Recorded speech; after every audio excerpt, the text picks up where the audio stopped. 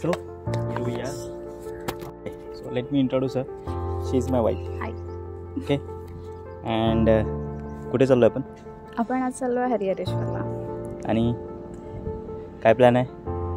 काही नाही, असंच रस्त्यातून जाता जाता कुठेतरी थांबूयात, मस्त लंच करूयात अँड देन पुढे जाऊन श्री क्षेत्र हरिहरेश्वरचे दर्शन घेऊयात आणि रिटर्न बॅक. सो आता आम्ही आहोत लोणेरेमध्ये, माणगाव. तर तुम्हाला नसेल माहीत तर माणगाव मुंबई गोवा हायवेवरती माणगाव म्हणून शहर आहे आणि त्याच्या पुढे लोणेरे आहे. आता इथून आपण निघणार आहोत. इथून जवळजवळ एक 57-60 किलोमीटर आहे. करेक्ट? 64 किलोमीटर आहे इथून. करेक्टली इथून आमच्या लोकेशनवरून. सो आपल्याला आज बरोबर आहे आपली फुलराणी. तिचं नाव फुलराणी आहे.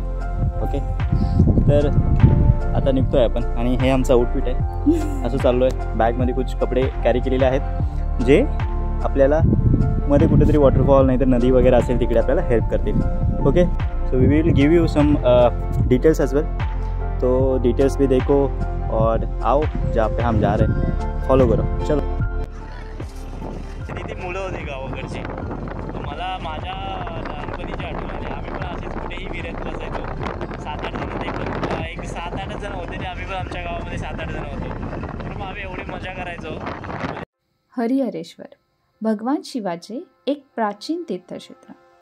मंदिराचे नावच सांगते. हरी म्हणजे विष्णू आणि हर म्हणजे शिव. येथे हरी आणि हराचे एकत्र अस्तित्व आहे.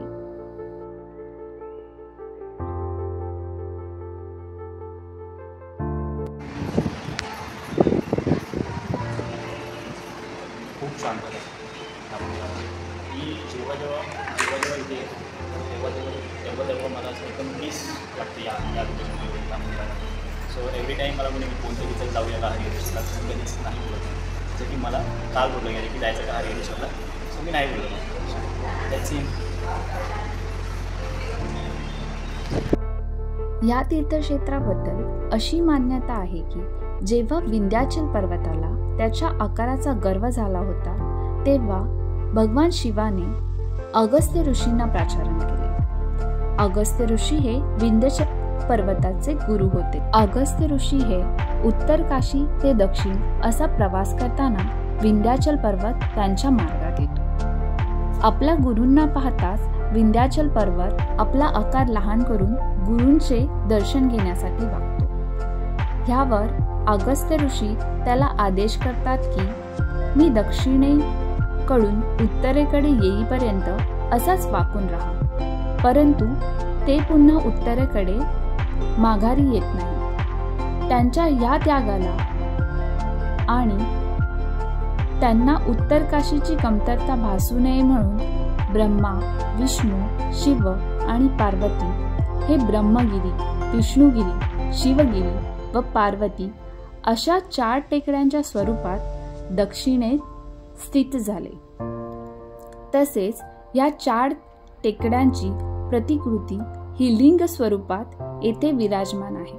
म्हणूनच या तीर्थक्षेत्राला दक्षिण काशी असेही ओळखले जाते. हरिहरेश्वराच्या शेजारी कालभैरवाचे मंदिर स्थित आहे. याबद्दल अशी गोष्ट सांगितली जाते की शतघ्न नावाच्या 100 तोंडाच्या राक्षसाचा वध करण्यासाठी शंकराने कालभैरवाचा अवतार घेतला. या वधानंतर शंकराने कालभैरवाला वरदान दिले की भक्तजन प्रथम कालभैरवाचे दर्शन घेऊन हरिहरेश्वराचे दर्शन घेतील. मग कालभैरवाला पुन्हा येऊन सांगतील की आमचे दर्शन पूर्ण झाले. म्हणून मंदिराचे दर्शन घेताना पहिले कालभैरवाचे, नंतर हरिहरेश्वर व पुन्हा कालभैरवाचे दर्शन घेतल्यास ते दर्शन पूर्ण मानले जाते. दर्शन घेऊन झाल्यावर डोंगरावरून समुद्र मार्गाने प्रदक्षिणा केली जाते. प्रदक्षिणेचे अंतर हे 1 कोसाचे असल्याने त्यास कोसाची प्रदक्षिणा असेही म्हणतात. प्रदक्षिणा मार्गात विष्णुपद आणि शुद्ध पाण्याचा प्रवाह पाहायला भेटतो. नयनरम्य समुद्रकिनारा आणि तीर्थक्षेत्र पाहण्यासाठी हरिहरेश्वरला नक्की भेट द्या.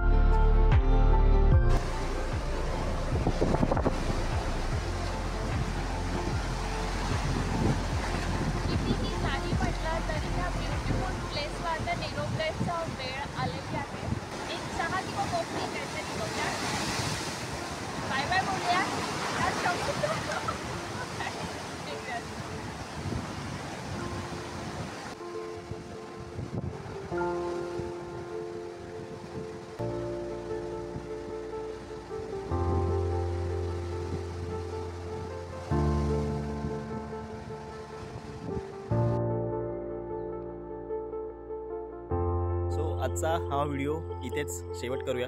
तुम्हाला हा व्हिडिओ कसा वाटला?